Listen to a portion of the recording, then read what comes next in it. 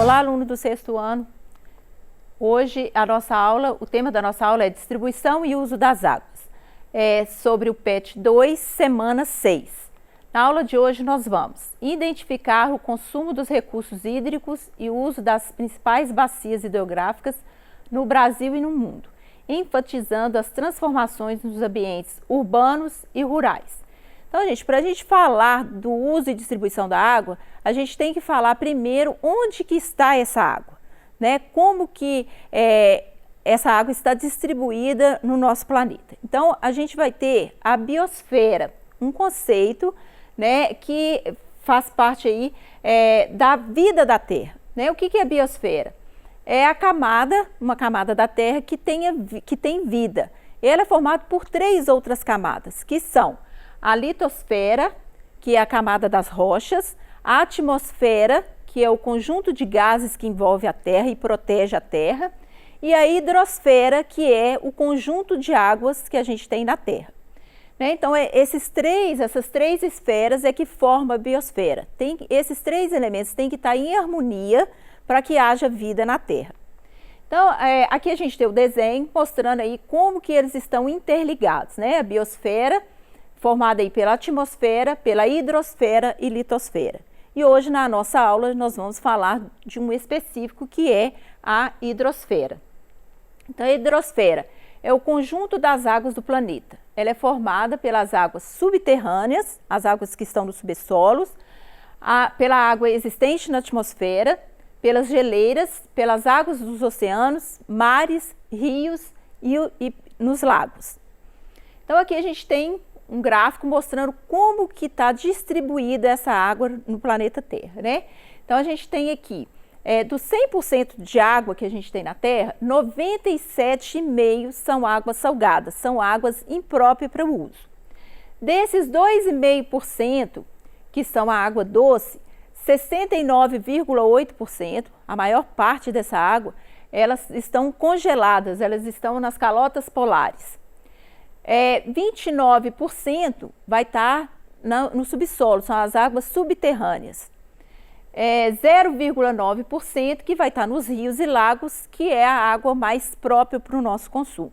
Então, a gente percebe que o planeta Terra, ele tem uma grande quantidade de água, né? A maior parte do planeta é formado por água, mas que essa água, a maior parte dessa água é imprópria para o nosso uso diário. Né? E dessas águas doces que a gente pode utilizar, somente 0,9% dessa água que vai estar mais próxima, né? Mais fácil da gente estar usando. Então, a quantidade de água no planeta, ela é a mesma há bilhões de anos. Né? A água está sempre em movimento. Isso é até uma curiosidade, né? Porque a gente fala assim, que a água do mundo está acabando. A água do mundo não está acabando, né? É a mesma quantidade de água desde quando a Terra se formou, né? Há bilhões de anos atrás que a quantidade de água é a mesma. Ela está em movimento, ela funciona num ciclo, né? Que é o ciclo hidrológico. Então, uma hora ela está, as águas dos oceanos, dos lagos e dos rios, ocorre a evaporação dessa água, né? Esse vapor, ele vai para a atmosfera, ali ele condensa, né? Formando as nuvens. A nuvem, ela precipita de forma ou com a chuva, ou granizo, ou a neve, né? Essa precipitação, quando ela chega na Terra, ela é escoada de volta para os rios, lagos e oceanos, e uma outra parte infiltra no subsolo, né? Formando aí os lençóis freáticos, e volta novamente a fazer o mesmo movimento. Então, a água, ela está nesse constante movimento aí na Terra. Então, aqui a gente vai ter, né, a diferença entre as águas oceânicas, entre os oceanos e os mares. O que são os oceanos? É uma grande massa líquida, né, que circunda os continentes. Então, eles são mais profundos, né, eles são mais distantes do litoral. E os mares são menores, com menor profundidade, maior variedade de temperatura, salinidade e transparência das águas. Então, as águas oceânicas são as águas salgadas. Então, aqui a gente tem um mapa para a gente estar mostrando os 5 oceanos, né, que a Terra tem aí. Então, a gente vai ter o Oceano Pacífico, que é o oceano, o maior oceano, mais profundo. A gente vai ter o Oceano Atlântico, que é o mais importante, né, para o comércio, para o tráfico de mercadorias de pessoas entre a América, a Europa e até a Ásia. A gente vai ter o Oceano Índico, né, que vai ser o oceano com maior diversidade de vida marinha, por causa da temperatura das suas águas. E a gente tem o Oceano Glacial Ártico ao norte, que as águas são congeladas, né? E o Oceano Glacial Antártico ao sul, também com águas congeladas.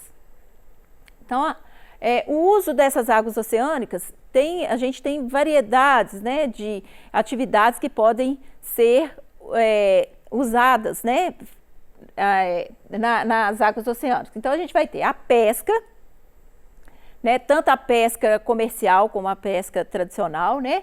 A gente vai ter o transporte, levando mercadorias e pessoas, que hoje é um transporte um dos mais utilizados, né, entre os continentes, porque ele é muito mais barato, por exemplo, do que o aéreo, e ele transporta uma quantidade muito maior também. A gente tem o lazer, várias práticas de esportes, né, no oceano, e a extração do sal e de outros minerais, né, a produção de energia também. Nos oceanos também a gente consegue o petróleo, né, que no Brasil, por exemplo, a maior parte do nosso petróleo está nos oceanos, na camada do pré-sal, abaixo das águas dos oceanos. Então, agora as águas continentais, que são as águas doces, que é a minoria, né? A gente viu lá que é menos mais um pouquinho do que 2% de toda a água da Terra. Então, são as águas doces presentes nos rios, lagos, aquíferos e nas geleiras.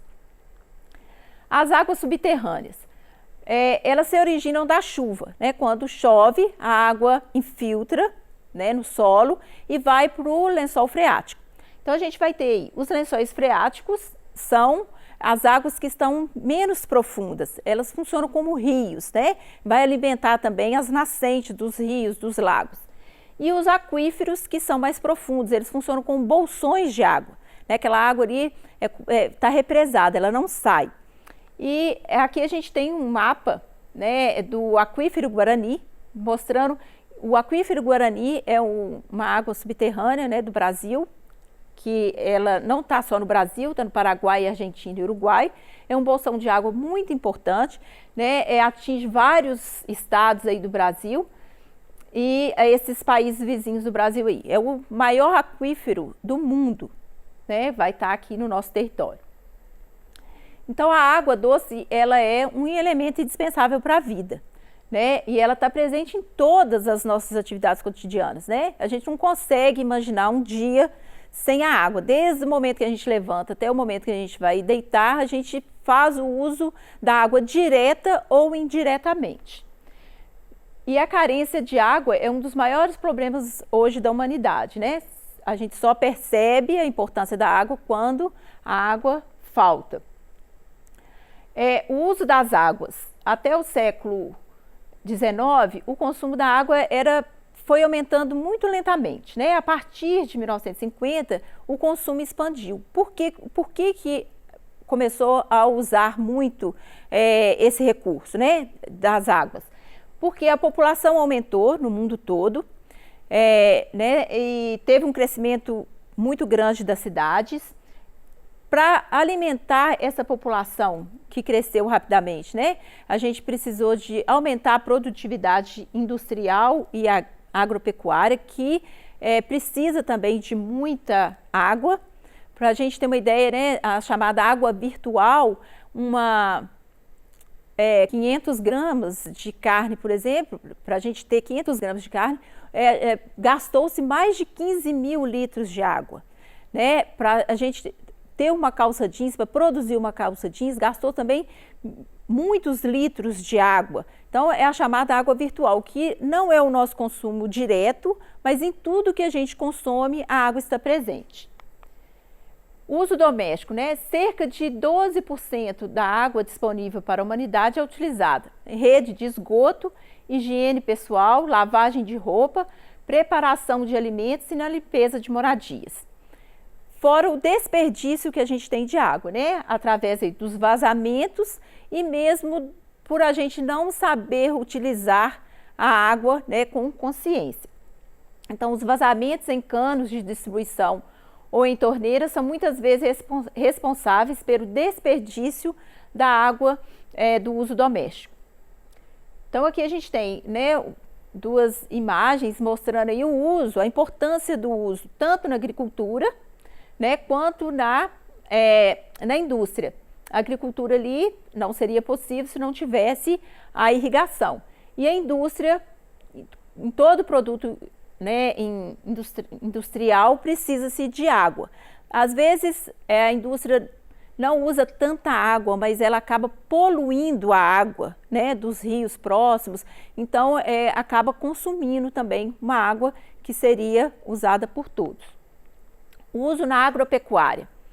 A agropecuária é a atividade econômica que mais usa, né, desse recurso. 69% da água consumida no mundo está ligada diretamente à agropecuária, né, na criação de animais, na irrigação das lavouras. Na indústria, a indústria consome 19% da água mundial, né, e apesar dos avanços tecnológicos no processo de produção, a contaminação das águas por resíduos industriais ainda é muito elevada. Em países menos desenvolvidos, né, que têm menos fiscalização, a poluição das águas ainda é um problema muito sério, né? A poluição industrial e até mesmo a poluição doméstica, né? Hoje é proibido jogar a rede de esgoto ir direto para o rio, jogar lixo nos rios, mas isso ainda acontece muito em muitas cidades. No espaço rural, os recursos hídricos presentes na paisagem, como os rios, córregos, riachos, lagos e lagoas, eles são muito visíveis. A gente consegue, no espaço rural, a gente vê cachoeiras, a gente vê rios, a gente vê lagos, né? Nas cidades, esses recursos eles já são quase que invisíveis, né? Porque onde que estão os rios das cidades? Onde que estão as águas das cidades? Né? O Brasil, a canalização e o tamponamento são comuns aqui no Brasil, né? No processo de urbanização.